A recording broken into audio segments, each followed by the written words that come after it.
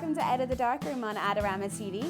I'm Ruth Medjber, and joining me on the show today, I have music and events photographer Carrie Davenport. Thanks for joining us, Carrie. Maybe if we could just start by telling our viewers a little bit about how you got started in photography. Awesome, well thank you for having me. So I have been working freelance for 10 years now, doing loads of different photography. I started out when I was 18. I had loads of friends that played in bands. I loved music, but I had paralytic stage fright. Absolutely hated getting on stage. Played the trumpet, which wasn't the coolest instrument in the world. And then basically through that, met other people that were into music and started just photographing their gigs. I was studying in Belfast Tech at the time, doing photography, and just fell in love with it. Absolutely loved it. Like, I still have my first contact sheets from shooting gigs that are all on film. So going back, giving me a joy. And then through that, just started doing loads, started to specialise in music photography, and then ended up working in a design agency for a year. Photographed lots of things in white backgrounds, bored, stupid, hated it, and decided to call it quits and go out on my own and see how it would go. So over the past 10 years, it's been a really big mixture. I do mostly commercial and event photography now, good bit of music, and then a lot of facilitation and teaching as well. So it's great. You never get bored, which is good. I can tell that from your website and your portfolio that it's such a variety, a mad mix of everything. You do music and PR and events, but it's all people. Yes, this is it. It's nearly always people all the time. I love meeting people, talking to people, getting to find out a bit about them. So it's anything that I get the chance to meet people, basically. Your work is kind of similar to mine. I have to keep my work so varied to pay the bills. Are you the same? Well, this is it. There's always going to be the stuff that you do. The commercial stuff always pays way better than a lot of the things that you're doing that you genuinely like, or just doing for the fun of it. And I think as a photographer, especially now everything's gone digital, you don't have the divide where people used to have to be able to do film and process it and things like that. Everybody can give digital photography a go, which works brilliantly for my teaching side of things.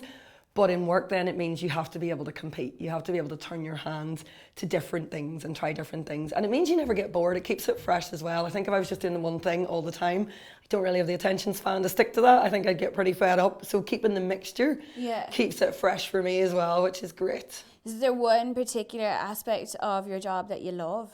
The live music never gets old. Never. Even when you're standing, like I did Taylor Park Festival recently, in the pouring rain, just freezing the whole weekend, and still absolutely loved it. And the tutoring work as well with it, it never gets old. Teaching somebody, just getting like somebody involved in what you're passionate about, never wears thin. I've been doing it for about 5 years now, and like a couple of weeks ago I got a wee man who was nearly 100 to use a camera for the first time and take photos, and I got a wee bit emotional. And it was like, but he was all like, oh, I can't do this, I'm too old to learn this. And then 2 hours later we had him working away with a camera on a tripod and asking about all the settings and all, and it's really rewarding to see other people fall in love with what you love doing, and just seeing that moment where it clicks and they want to keep doing it. It's great. Like, and he's 100 years old. He's 99 and a half. He emphasises the 99 and a half.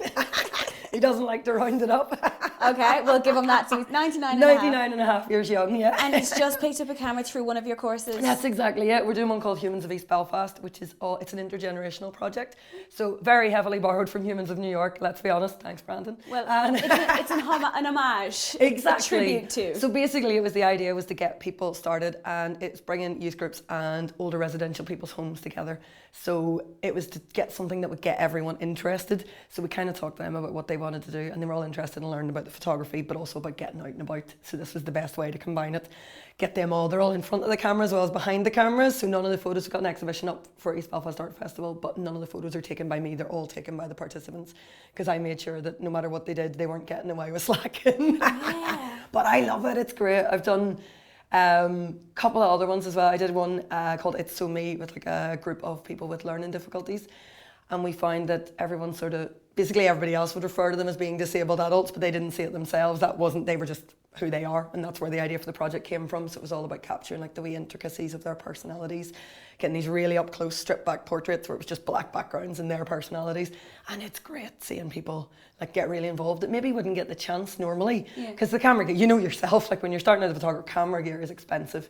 You're spending all your money back out on it, and if people don't have that money, then they can't buy the stuff to start. So if you can bring things along and just give them a chance to try it, and even if people have an iPhone nowadays, you can give them a go. Oh, for sure. So you're really involved in the community in Belfast. I work with a project called Man Matters in the Men's Health Forum in Ireland, and they do Men's Health Week. they couldn't get men to sign up to courses, and they found that a lot of the time it would be like 8 women and 1 man, and they'd all really mummy him, and then he'd just stop coming back because he hated it. So we got them, I work with the men's sheds, they set up like this big project where they would do like crafts and woodwork and machinery and all welding, all sorts of random things, just to get men there and get men talking. And they had one wee man who was in the Armagh shed with me, and he used to post himself letters because he got no visitors.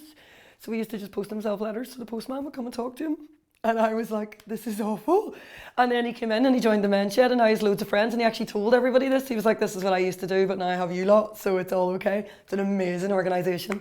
You're doing all of this with photography. This is it. This is stuff that I could never have thought would have been possible. Like, I remember when I left university, I did photography. I started in fine art and then dropped out because I'm just not that deep and meaningful. I was like, nah, this is not for me. I went back and did Viscom, and I really wanted to do arts therapy, but the masters was so expensive, it just wasn't an option. Okay. Thousands of pounds. But I've managed to end up sort of doing it through the experience anyway, and I absolutely love it. It's great. Like, but you're doing probably more valuable work doing what you're doing than you would have done doing a master's. Well, this is it. That's probably it. Like, because I did think about it. I had to place someone, and then I just couldn't justify it. And then I figured as well, it made more sense to get experience behind the camera and learn rather than spending more time writing about what other people did and learning about it. So that's really good. You just went out and did it, and probably a lot of viewers are in the same position where they can't afford to go and study, or maybe they've got a full-time job and they don't have the time to do this. So you just go out and get active in the community. This is it. And the thing is as well, like with digital cameras, like I say, once you've bought the camera and a lens, you don't have the film cost that we used to have. Like I used to shoot everything on slide film. It cost a fortune. But you can go out now, or with a smartphone. There's people who do great street photography with a smartphone or just a basic digital camera, and it's all about the eye behind it. So if you teach someone how to use it properly, or if they just give it a go, it's like anything, the more you practice, the better it gets. So apart from all your amazing work in the community, you've also shot some really famous people. There's been a mixture. You shot the Queen of England. So, you know. My mum was like, your granny'd be so proud.